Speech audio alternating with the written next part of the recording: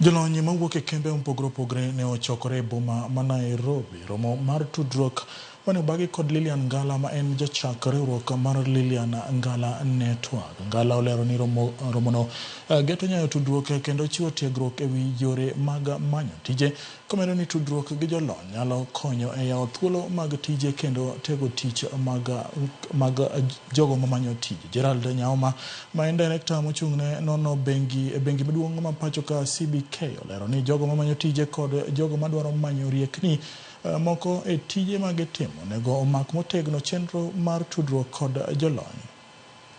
Wan gi mor makende nikech LNN kata Lillian Ngala Networrk okelo ji kanyakla, joma nie professions mopogore opogore gibiro romo kae mondo watudre, wamed ng'eruok nikech piny masani ok inyal timo mang'eny kok ibedo gi ng'eruok kata kok ibedo gi tudruok. Otese kata CVs kata backgrounds ok oromo, nyaka watudre eka koro wabedo gi progress maber. Emomiyo kaka Lillian Ngala Networrk okelo professionals mopogore opogore from different industries gibiro kaya ging'ere kata jomoa e wala mopogore opogore gibiro mondo gi med tudruok mondo giyud jiwruok kanyakla. People get access to new information.